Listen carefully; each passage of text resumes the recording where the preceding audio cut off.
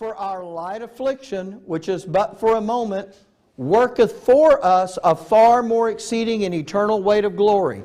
That's what's happening to the inward man. And that's why I wanted to show you the rest of that, because we looked at that verse earlier, but I didn't show you all of that. So these bodies are not going to live forever. You know that. They're eventually going to get old and die. If God miraculously intervened to keep you from some suffering or injury,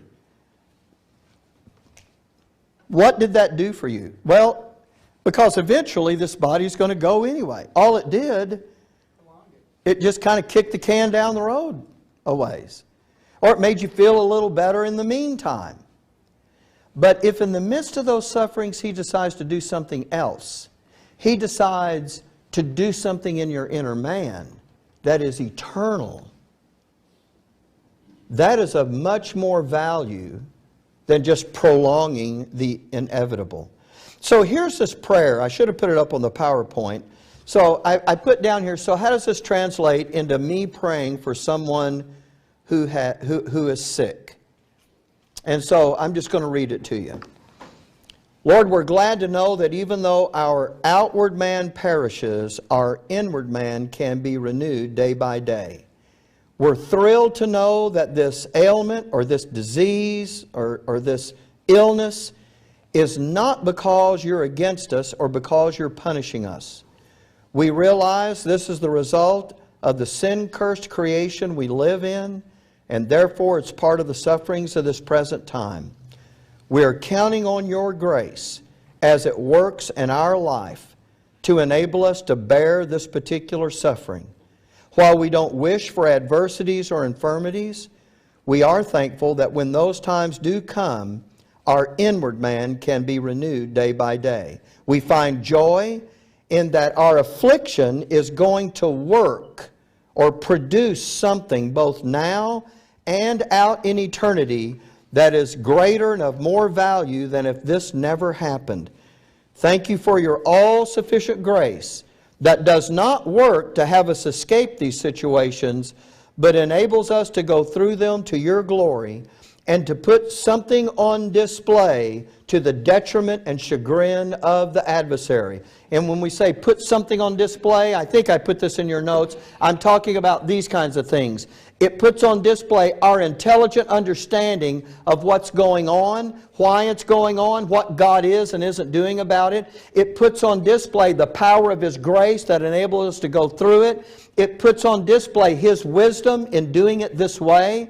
There's a lot of things. I mentioned 3 of them there in the notes. And so to pray this kind of prayer, to be able to pray a prayer like I gave you as an example there, did you get that as we were going through that? I was trying to incorporate the Philippians 4, 6 and 7 in there, and that this is prayer and supplication with thanksgiving. I'm looking not so much at the bad thing that's happening as I am the good things that are going to be happening to me that are more valuable than escaping the bad thing.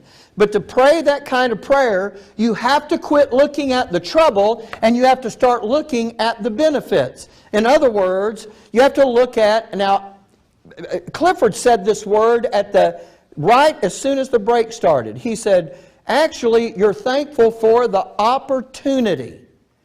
Back there at the break, Milt and I were talking, and Milt goes, you know how I think about it is it's an opportunity for God's grace. Those guys are using the very perfect word for this, because this is the opportunity. Take a look at 2 Corinthians 4:17. For our light affliction, which is but for a moment, worketh for us a far more exceeding and eternal weight of glory. We read that. But now verse 18. While we look not at the things which are seen. That's the trouble.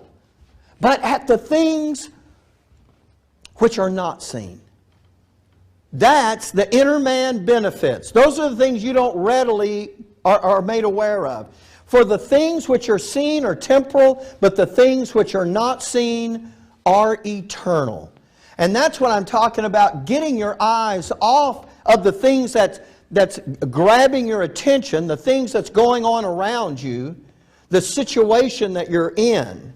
And that's what we've got to do right there. is start looking at the things that are not readily seen. By the way, if you break your arm and you're doing some suffering and you have an opportunity now for something good to happen in your inner man, but you decide you don't want to, let me be clear, you still have a broken arm. That's not going away. Well, I don't want inner man stuff. I want God to heal me. You can want it all you want to. Your arm is still going to be broken. And it's going to take the time it takes to heal it.